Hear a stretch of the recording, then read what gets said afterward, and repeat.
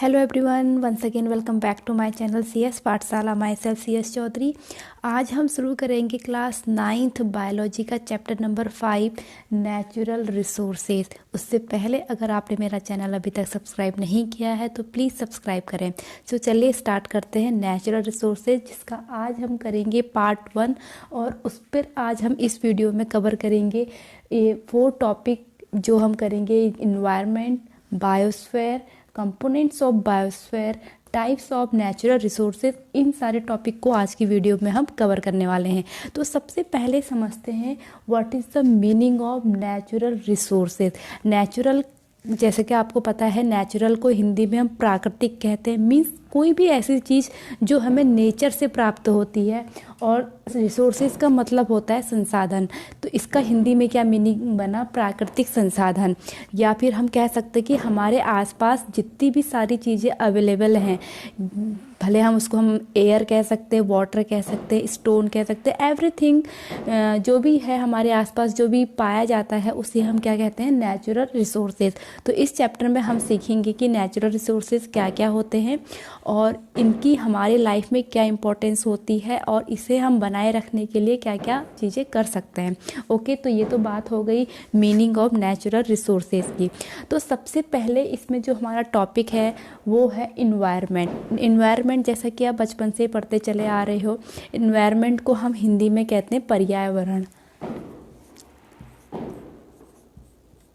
पर्यावरण। अब पर्यावरण जैसा कि आपको पता है 2 वर्ड से मिलकर बना है, पर्या धन आवरण। मीन्स हमारे आसपास का आवरण या हमारे आसपास जितनी भी सारी चीज़ें प्रेजेंट है उसी को हम कहते हैं इन्वायरमेंट। ओके, फिर दूसरा टॉपिक है बायोस्फीयर। बायोस्फीयर क्या होता है? देखिए, बायोस्फीयर हमारे इस ब्रह्मांड में जितनी भी सारी चीज़ें अवेलेबल हैं उसे हम क्या कहते हैं?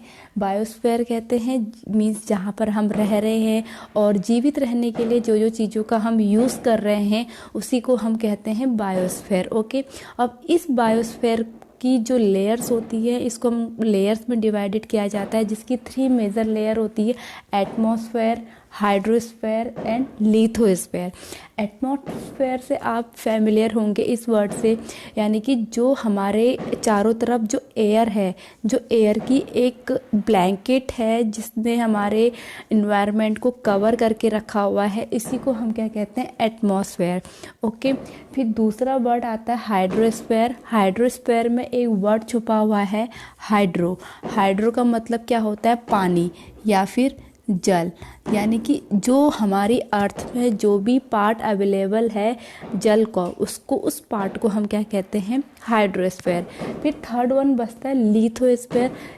लिथोस्फीयर में भी एक वर्ड छुपा हुआ है, लिथो, जिसका मतलब होता है भूमि या फिर लैंड, जिसे हम कहेंगे लैंड। ओके, तो ये यानी कि जितनी भी, जैसे एटमॉस्फेयर क्या था? जो एयर वाला पार्ट है जिसको हमारे इन्वायरमेंट में कवर किया हुआ है उसे हम एटमॉस्फेयर कहेंगे। और जो जल वाला पार्ट है, जो सी ओशियन है, उसे हम हाइड्रोस्फीयर कहेंगे। एंड थर्ड वन जो बचा हमारा लैंड वाला पार्ट जो बचा उसे हम कहेंगे लिथोस्फीयर। क्लियर हो गया आई थिंक। फिर हमारा जो नेक्स्ट टॉपिक है वो है components of biosphere. Component of biosphere, जैसे कि आपको मैंने अभी बताया, 3 लेयर में इसको डिवाइडेड किया जाता है: एटमॉस्फेयर, हाइड्रोस्फीयर एंड लिथोस्फीयर। तो इसको हम 2 पार्ट्स, इन लेयर्स को हम 2 पार्ट्स में कैटेगराइज करते हैं। एक होता है बायोटिक कंपोनेंट, दूसरा होता है अबायोटिक कंपोनेंट। अब समझ लेते हैं कि किसी भी इन्वायरमेंट में बायोटिक कंपोनेंट क्या होते हैं एंड एबायोटिक कंपोनेंट क्या होते हैं। बायोटिक वर्ड जो है उससे सीधे सीधे हमें ये पता लगाना है या ये पता चलता है, बायोटिक का मतलब होता है लिविंग। मीन्स हमारे इन्वायरमेंट में जितनी भी सारी चीज़ें प्रेजेंट हैं जो लिविंग है उसे हम कहते हैं किसी भी इन्वायरमेंट का बायोटिक कंपोनेंट। फॉर एग्जांपल हम ह्यूमन बीइंग्स हैं, एनिमल हैं एंड प्लांट्स हैं, ये सब क्या होंगे? बायोटिक कंपोनेंट्स होंगे। क्लियर। एंड सेकंड वन है अबायोटिक कंपोनेंट। मीन्स जो बायोटिक कंपोनेंट को छोड़कर या फिर लिविंग थिंग्स को छोड़कर जितनी भी सारी चीज़ें बची, मीन्स नॉन लिविंग थिंग्स बची, वो मिलकर के क्या बनाती है, अबायोटिक कंपोनेंट। तो अबायोटिक कंपोनेंट का मतलब क्या हो गया, नॉन लिविंग। अब ये जो बायोटिक कंपोनेंट और अबायोटिक कंपोनेंट हैं, ये दो आपस में इंटरेक्शन करते हैं, तभी हमारा जो इन्वायरमेंट का एक बैलेंस है, एक जो साइकिल है ये बना हुआ होता है। ये दोनों एक दूसरे पर डिपेंडेंट होते हैं। लिविंग थिंग्स के, नॉन लिविंग थिंग्स के बिना लिविंग थिंग्स भी सरवाइव नहीं कर सकती। जैसा कि आपको खुद ही बताया है कि हम लोग सरवाइव करने के लिए नॉन लिविंग थिंग्स का ही यूज़ करते हैं, इस तरह से। अब हमारा जो आज की टॉपिक का लास्ट जो टॉपिक है वो है types of natural resources. Natural resources के कितने टाइप्स होते हैं, तो इसके 2 टाइप्स से होते हैं। एक होता है एग्जॉस्टेबल और दूसरा होता है इनएग्जॉस्टेबल। अब देखिए, एग्जॉस्टेबल में भी एक वर्ड छुपा हुआ है, एग्जॉस्ट। एग्जॉस्ट का मतलब क्या होता है, ख़त्म, जो ख़त्म हो जाते हैं। खत्म मीन्स ऐसे प्राकृतिक संसाधन जिसका यूज़ अगर हम वाइसली नहीं करेंगे, बुद्धिमानी से नहीं करेंगे, तो वो क्या हो जाएंगे, ख़त्म हो जाएंगे।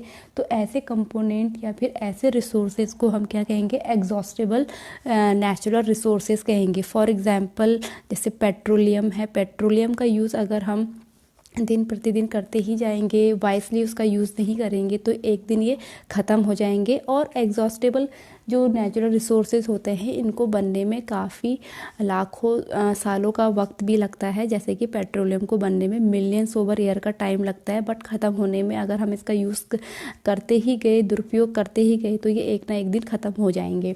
तो इसका एग्जाम्पल क्या हो जाएगा, पेट्रोलियम।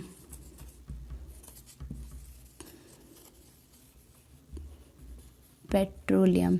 फिर दूसरा जो हमारा बचा इनएग्जॉस्टेबल, मीन्स ऐसे प्राकृतिक संसाधन जो हम जिसका यूज़ जितना भी कर लें वो कभी ख़त्म नहीं होंगे। ऐसे नेचुरल रिसोर्सेज को हम कहते हैं इनएग्जॉस्टेबल।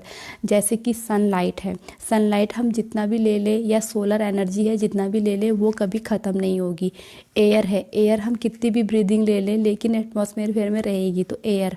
तो एंड वाटर, तो वाटर जो आपका पोर्टेबल वाटर है, वो तो अगर हम उसका यूज़ वाइसली नहीं करेंगे वो तो ख़त्म हो ही जाएंगे।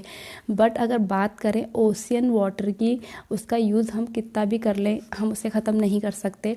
तो ऐसे नेचुरल रिसोर्सेज को हम कहेंगे इनएग्जॉस्टेबल नेचुरल रिसोर्सेज। तो इसके एग्जाम्पल हो जाएगा सोलर एनर्जी। तो इसके एग्जाम्पल ये हो गए। तो आई होप आपको ये 4 के 4 टॉपिक क्लियर हो गए हों। तो आज की वीडियो में इतना ही। तो आई होप आपको मेरी वीडियो पसंद आई हो। अगर आपको मेरा वीडियो पसंद आया हो तो प्लीज़ लाइक कीजिए, कमेंट्स कीजिए, शेयर कीजिए, and please subscribe my channel. And मैं अपनी नेक्स्ट वीडियो में कवर करूँगी एयर और वो कैसे मूव करती है। तो तब तक के लिए स्टे ट्यून्ड, बाय बाय।